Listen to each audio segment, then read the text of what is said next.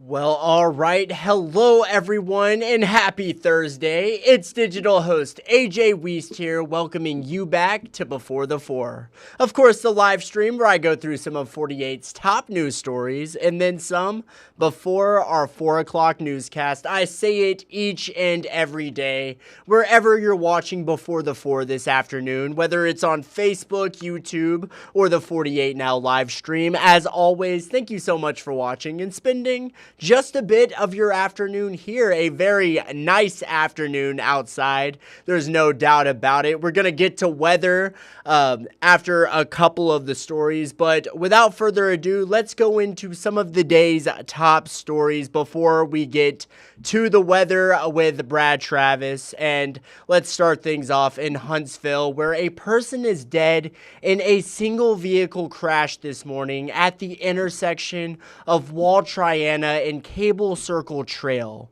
Now, Don Webster with Hemsey says a car ran off the road and flipped over. Authorities were called to the scene around 7 this morning. Now, due to the age of the victim, their name has not been released at this time, but we'll have all the latest coming up in our evening newscasts. But now a new $14 million medical center. It's on its way to Lawrence County.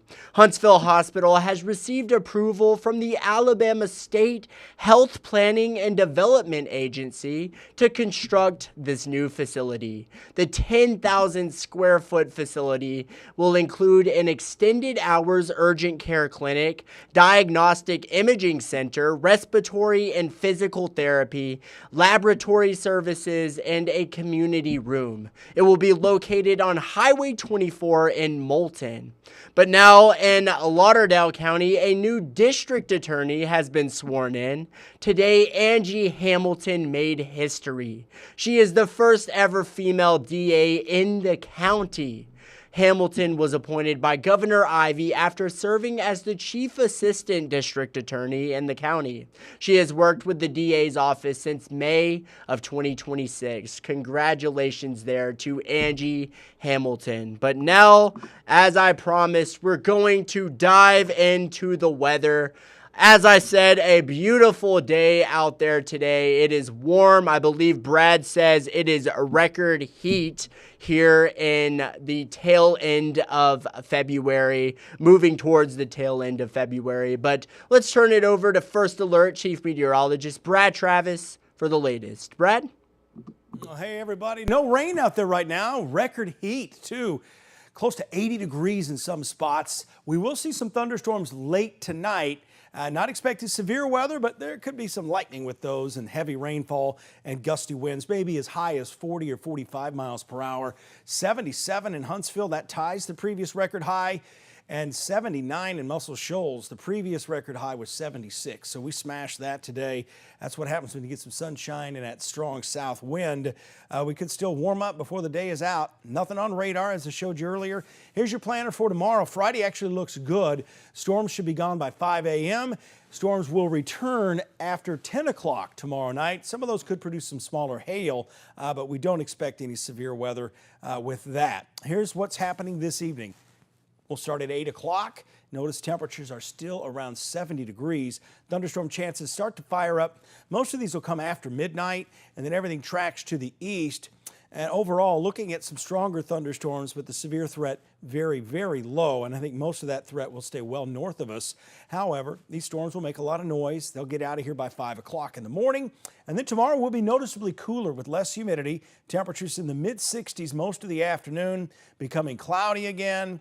And as we go past 4:30, get ready to start our evening plans. We stay dry until just after, or I should say just before 8 o'clock. And with that, we start to see scattered thunderstorms, most likely after 11 o'clock. Our temperatures will be cooler, about 20 degrees cooler tomorrow night than they will be tonight. So again, overall, expecting a few showers and thunderstorms with small hail, gusty winds, and lightning. And those should be out here by 7 a.m. Saturday. So the afternoon hours look pretty good until we get to Sunday. Saturday night, this cold front we've been advertising comes through. Winds will pick up out of the north, close to freezing Sunday morning. Wind chill will be in the mid-20s. The actual high will not hit 50. In fact, we may not hit 40 on Monday. Morning lows in the low to mid-20s. And then we're out of it by Wednesday and Thursday of next week. Wow, Brad, good to know. A lot of flip-flopping there. So enjoy this weather while it lasts, because as we move into the weekend, going into Monday, it's going to cool off quite a bit. But thankfully, by Wednesday, it will be warm again. Yep, a lot of back and forth cold. This is, I believe Brad calls this fool's spring, and there's no doubt about it. I am ready for a real spring, and I think I speak for many people when I say that. But also, don't forget 48 First Alert Weather Extra tonight at 9:30. First Alert Chief Meteorologist Brad Travis will be back here in the streaming center. He'll go through the radar, everything you need to know, and feel free to leave a comment on Facebook, YouTube. Brad will see those comments, and if you have a question, Brad will work to find that answer for you. So you're just not going to want to miss it. 48 First Alert Weather Extra. And again, you can watch that wherever you're watching Before the 4 right now. But now with that, we're going to head to break. But coming up, a few stories in case you missed them. A hidden camera in a Morgan County bathroom. Details on an online tool that helps nonprofits serve the community. And taking a look at our crime of the week. It's all ahead. We'll go through it all in 1 minute.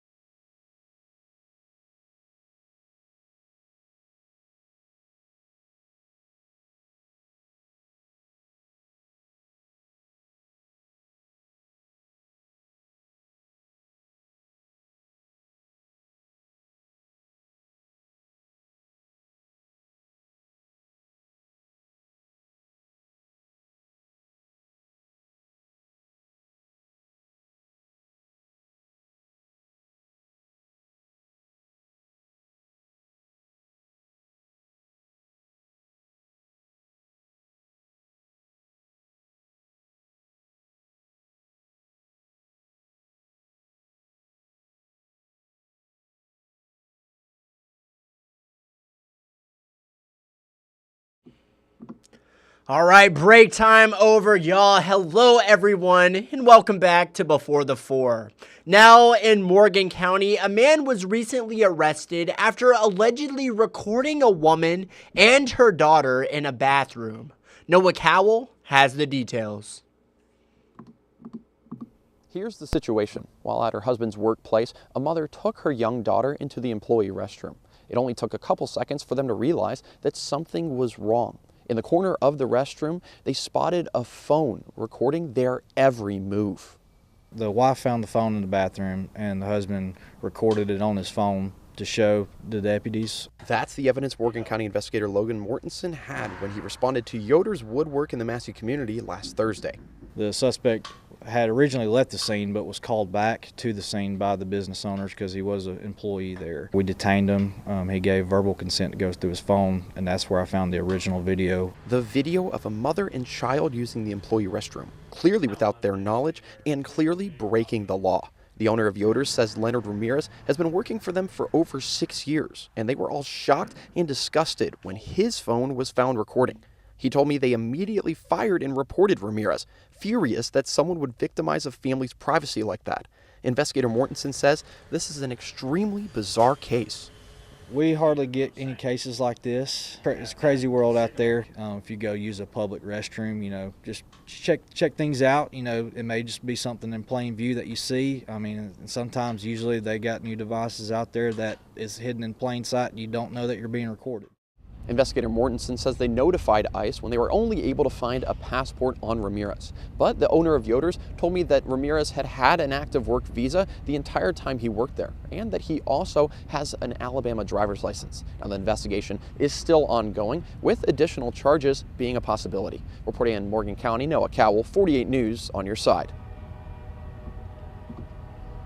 Now let's talk about an online system that helps nonprofits serve the North Alabama community. It's called Charity Tracker, and Huntsville city leaders have invested thousands to serve people more effectively. Sarah Grace Kennedy with the details. If we know if someone has been already served, then we can serve in a different way, or we can make a referral, but it allows us to make informed decisions about the resources that we expend. Missy Hanks with the Elm Foundation tells me that only about 450 out of the more than 3,000 nonprofits in Madison County are actually using the charity tracker. When an agency signs up, they can see who has received help recently and who still needs help. If we can get all the agencies on and serving an individual, we know that one agency cannot do everything. And so we make referrals on the Charity Tracker Network to other agencies that provide those services. So it gives an individual the opportunity to come in, to receive case management, to tell their story. Hanks says that there's a few reasons why agencies are not participating. One concern is privacy, but she emphasizes that database is HIPAA compliant. Each agency that signs up must also sign a privacy agreement. We also have heard that they just don't have the time or staff to do it. And I promise you it is super easy. And you know, there's 3 of us here in our agency, and we managed to get that done. The extra effort that it would take would benefit our community so much that it would be worth it. Scott Irwin with the city of Huntsville tells me that he feels this tool is a great investment for the city. He also wants hesitant agencies to know they can reach out for help. Smart communities use resources like this, and we partner together so we can actually get the best outcome for our citizens. And now it's time we take a look at our crime of the week. Gina Benitez lets us know who Huntsville police need your help finding this week.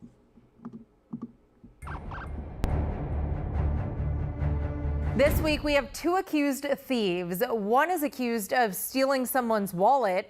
The other charged with robbing a store at gunpoint. On February 13th, Huntsville police say this guy came into the tobacco, CBD, and vape store on Redstone Road. Authorities say he pulled a gun from his backpack and pointed it at an employee. He allegedly made off with both property and cash. And last month, the man who had his wallet stolen from a local gym. That person, who authorities say is this man, used the victim's credit card at a local Food City.